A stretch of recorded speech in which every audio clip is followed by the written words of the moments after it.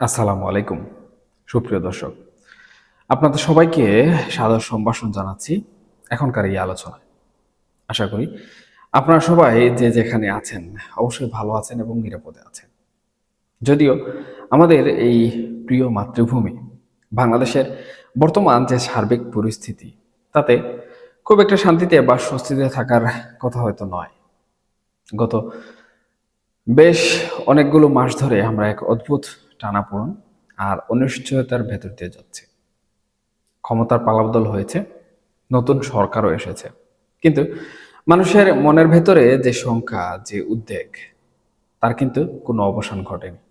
বরং প্রতিদিন সকালে ঘুম থেকে উঠে আমরা এমন সব খবরের মুখোমুখি হচ্ছি যা আমাদেরকে রীতিমতো গভীরভাবে ভাবিয়ে তুলছে, আমাদের মেরুদণ্ড দিয়ে এক শীতল স্রোত বইয়ে দিচ্ছে। আজকে আমি আপনাদের সাথে এমন একটি বিষয় নিয়ে কথা বলবো, যা নিয়ে হয়তো প্রকাশ্যে খুব একটা আলোচনা হচ্ছে না, কিন্তু পর্দার আড়ালে রাষ্ট্রের অত্যন্ত গুরুত্বপূর্ণ একটি জায়গায় এক বিশাল তোলপাড় চলছে।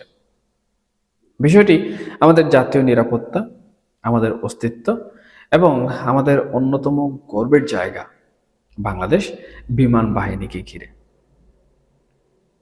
দর্শক, আপনারা যদি পৃথিবীর ইতিহাসের দিকে একটু গভীরভাবে তাকান, তাহলে দেখবেন বড় বড় সাম্রাজ্য বা শক্তিশালী যে রাষ্ট্র ছিল, সেগুলো কিন্তু কখনোই শুধু বাইরের শত্রুর পরাক্রমশালী আক্রমণে ধ্বংস হয়নি।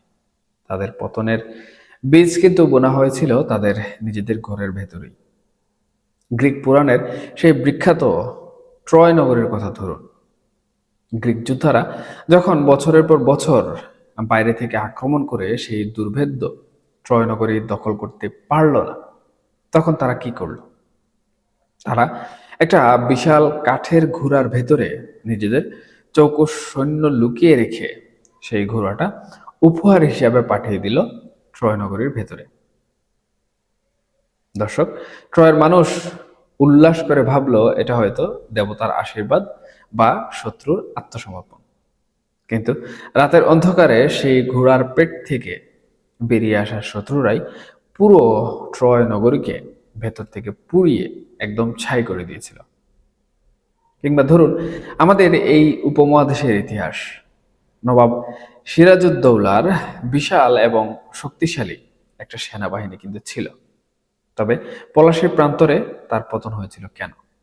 কারণ ঘরের ভেতরেই ঘাপটি মেরে বসেছিল মির্জাফরের মতো বিশ্বাসঘাতকেরা। আজ আমি কেন এই পুরনো কাসন্দি ঘাটছি, তা নিশ্চয়ই এতক্ষণে আপনারা কিছুটা হলেও নিজেদের মতো করে আঁচ করতে পেরেছেন, তাই না? এবার শুনুন, গত 20শে এপ্রিলের একটি ঘটনা।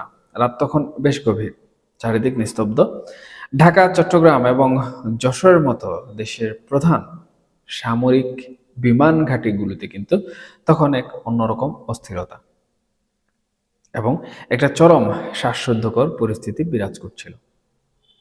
ভারতীয় একটি সংবাদ মাধ্যম নর্থ ইস্ট নিউজ এবং এটির সাংবাদিক চন্দন নন্দীর একটি প্রতিবেদন এবং আমাদের নিজস্ব কিছু নির্ভরযোগ্য সূত্রের তথ্যের ভিত্তিতে যে চিত্রটি বর্তমান সময়ে আমরা দেখতে পাচ্ছি, তার রীতিমতো কিন্তু শিউরে ওঠার মতো।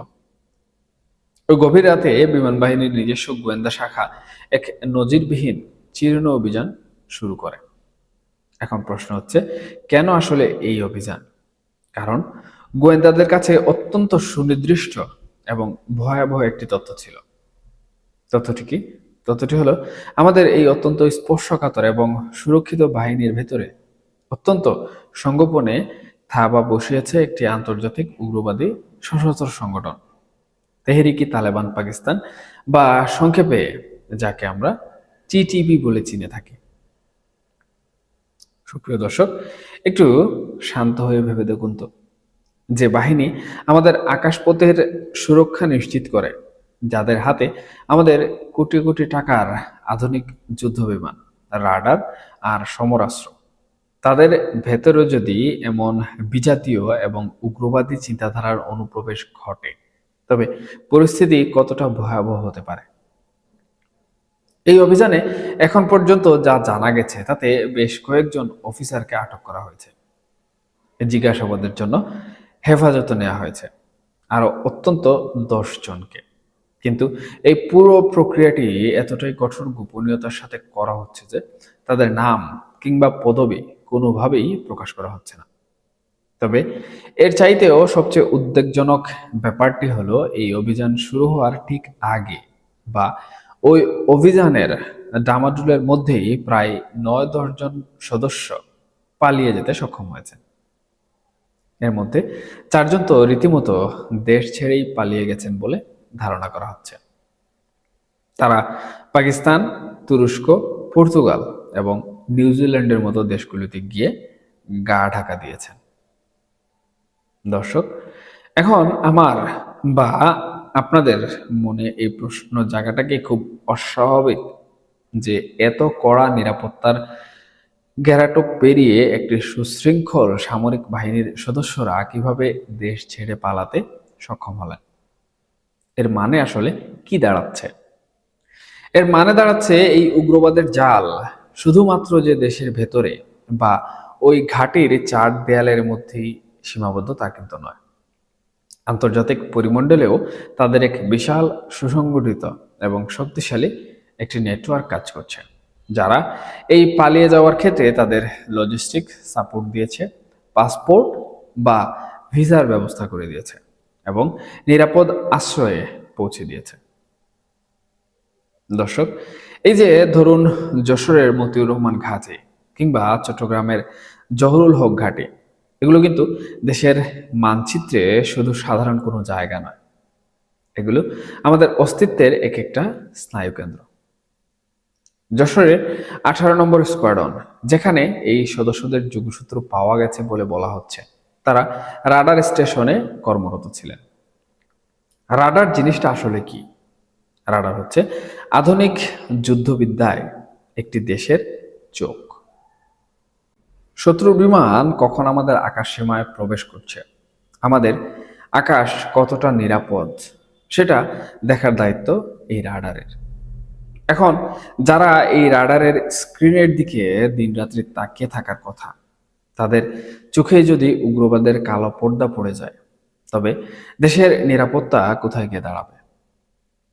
তারা তো চাইলেই দেশের স্পর্শকাতর যত তথ্য রয়েছে সব তথ্য পাচার করে দিতে পারে, তাই না? অন্যদিকে চট্টগ্রামের কথা যদি বলি, তাহলে চট্টগ্রামে রয়েছে এয়ারম্যান ট্রেনিং ইনস্টিটিউট। সেখানে আমাদের নতুন প্রজন্মের তরুণ সদস্যদের প্রশিক্ষণ দেওয়া হয়। তাদের মগজে প্রথমেই দেশপ্রেমের বীজ বপন করার কথা, কিন্তু সেই প্রশিক্ষণের জায়গাতেই যদি টিটিপির মতো সংগঠনের বিষপাম্প ছড়িয়ে পড়ে, তবে আমাদের ভবিষ্যৎ প্রজন্ম কেমন শিক্ষা নিয়ে বের হবে? এটা কি আমাদের জাতীয় নিরাপত্তার জন্য একটা বড় ধরনের অশনি সংকেত নয়? দেখুন, আমরা অনেক সময় অত্যন্ত সরল মনে ভাবি আধুনিক সমরাস্ত্র থাকলেই হয়তো আমরা নিরাপদ। আমরা ভাবি আমাদের শক্তিশালী যুদ্ধ বিমান আছে, দক্ষ পাইলটও আছে, আমাদের আসলে কোনো ভয় নেই। কিন্তু দর্শক, অস্ত্র কখনো একা যুদ্ধ করে না। যুদ্ধ করে সেই মানুষটি যার হাতে অস্ত্রটি থাকে। সেই মানুষটির ভেতরে যদি দেশপ্রেমের বদলে অন্য কোনো ভিনদেশী কিংবা উগ্রবাদী আদর্শ বাসা বাঁধে, তখন সেই অস্ত্রটি কিন্তু আর আমাদের রক্ষা কবচ থাকে না, বরং সেটি যে কোনো মুহূর্তে আমাদের নিজেদের বুকেই তাক করা হতে পারে।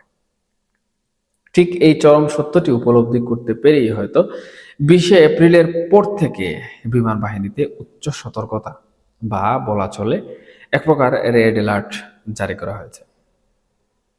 দর্শক, সদর দপ্তর থেকে সমস্ত বেসামরিক কিংবা সিভিলিয়ান যারা রয়েছেন সেই সকল কর্মকর্তাদের ছুটির আবেদন তাৎক্ষণিকভাবে বাতিল করা হয়েছে। জুনিয়র কমিশনড অফিসার বা জেসিওদের নির্দেশ দেওয়া হয়েছে সমস্ত অধস্তনদের মোবাইল ফোন বাজেয়াপ্ত করে হেডকোয়ার্টারে জমা দেওয়ার জন্য। কেন? কারণ এই আধুনিক যোগাযোগের যুগটাই এখন সবচেয়ে বড় ভয়ের কারণ। একটা ছোট মেসেজ বা একটা ছোট এনক্রিপ্টেড কলের মাধ্যমেই হয়তো ঘটে যেতে পারে বড় ধরনের কোনো নাশকতা। দর্শক, এই যে পুরো ঘটনাটি ঘটেছে, এর সময়কালটাও কিন্তু অত্যন্ত তাৎপর্যপূর্ণ এবং আমি মনে করি এটিও বিশ্লেষণের দাবি রাখে। দেশে এক ধরনের রাজনৈতিক অস্থিরতা বিরাজ করছে। যখন ঘরের ভেতরে ভাইয়ে ভাইয়ে ঝগড়া চলে, যখন আমরা নিজেদের মধ্যে ক্ষমতা নিয়ে কাদা ছোড়াছুড়িতে ব্যস্ত থাকি, তখন কিন্তু বাইরের চোর ডাকাতরা ঠিকই সুযোগ খুঁজে ঘরের দরজা ভেঙে ভেতরে ঢোকার জন্য। আমাদের রাজনৈতিক দলগুলো যখন একে অপরের বিষোদ্গারে ব্যস্ত, ঠিক সেই সুযোগটাকেই হয়তো কাজে লাগিয়েছে এই আন্তর্জাতিক অপশক্তিগুলো। দর্শক, এই ঘটনাটি যখন ঘটেছে, তখন আমাদের সেনাপ্রধান দেশের বাইরে একটি সরকারি সফরে ছিলেন। তার অনুপস্থিতিতেই বিমান বাহিনীর এই অভ্যন্তরীণ শুদ্ধি অভিযান চলতে থাকে। অসমর্থিত কিছু সূত্র এও বলছে যে শুধু বিমান বাহিনী নয়, সেনাবাহিনীরও দু একজন কর্মকর্তাকে হেফাজতে নেওয়া হয়েছে। পুরো বিষয়টিকে এতটাই আবরণে ঢেকে রাখা হয়েছে যে সাধারণ মানুষের কাছে এর গভীরতা কোনোভাবে কিন্তু পৌঁছাচ্ছে না। কিন্তু যারা রাষ্ট্রবিজ্ঞান বুঝেন, যারা সমরনীতি বুঝেন, তারা ঠিকই কিন্তু বুঝতে পারছেন যে মেঘের আড়ালে কতটা বড় ঝড় বর্তমান সময়ে বাংলাদেশের জন্য লুকিয়ে আছে। দেখুন, অনেকেই হয়তো ভাবছেন এটা নিছকই একটি বাহিনীর অভ্যন্তরীণ বা শৃঙ্খলাজনিত বিষয়, তারা ঠিকই এটা সামলে নেবে। কিন্তু না, ইতিহাস আমাদের শিক্ষা দেয় এটি শুধু একটি বাহিনীর বিষয় নয়, এটি 18 কোটি মানুষের এই স্বাধীন সার্বভৌম বাংলাদেশের টিকে থাকার প্রশ্ন।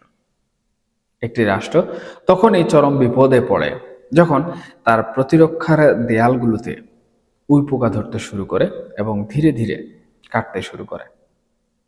এই যে উগ্রবাদের শিকড় আমাদের বাহিনীর ভেতরে গজিয়েছে বলে অভিযোগ উঠছে, এই শিকড় উপড়ে ফেলাটা কিন্তু এত সহজ কোনো কাজ হবে বলেও আমি মনে করি না।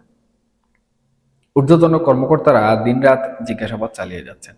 নজরদারি হয়তো আগের যে কোনো সময়ের চেয়ে বর্তমানে অনেক বেশি জোরদার করা হয়েছে, কিন্তু যে ভূত শস্যের ভেতরেই লুকিয়ে বসে আছে, তাকে তাড়ানোর মন্ত্র কি হবে?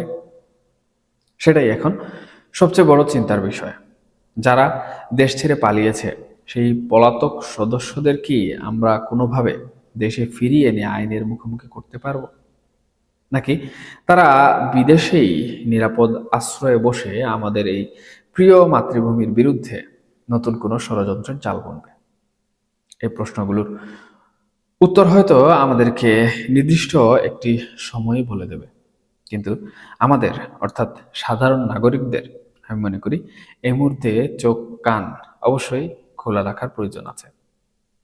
এছাড়া কোনো বিকল্প নেই। আমরা শুধুমাত্র অন্ধের মতো রাজনৈতিক দলের স্লোগান দিলে চলবে না। রাষ্ট্রের প্রকৃত পরিস্থিতিটা, জিওপলিটিক্সের এই জটিল অঙ্কটা আমাদেরকে অবশ্যই বুঝতে হবে। বুঝতে হবে যে আমাদের চারপাশে বন্ধু বেশি অনেকেই আছে, কিন্তু দিন শেষে আমাদের এই দেশটাকে আমাদের নিজেদেরকেই রক্ষা করতে হবে। দর্শক, আজকে আর আলোচনা দীর্ঘায়িত করব না। আপনারা সবাই নিজ নিজ অবস্থানে সাবধানে থাকবেন। আর হ্যাঁ, এই আলোচনা প্রসঙ্গে আপনাদের যদি কোনো মন্তব্য থেকে থাকে, সেটা ভালো হোক খারাপ হোক, পজিটিভ হোক নেগেটিভ হোক, আপনারা অবশ্যই কমেন্ট বক্সে জানাবেন। আমার কোনো ভুল ত্রুটি থেকে থাকলে সেটাও আপনারা কমেন্ট বক্সে শুদ্ধ করে দেবেন। আপনাদের কোনো প্রশ্ন থাকলে সেটাও আপনারা কমেন্ট বক্সে বিনা দ্বিধায় করতে পারেন, কারণ আপনাদের এই বিষয়গুলো আমার জন্য অত্যন্ত গুরুত্বপূর্ণ। আমি সেখান থেকে শিক্ষা অর্জন করি। সবাই ভালো থাকবেন, সুস্থ থাকবেন। আল্লাহ হাফেজ।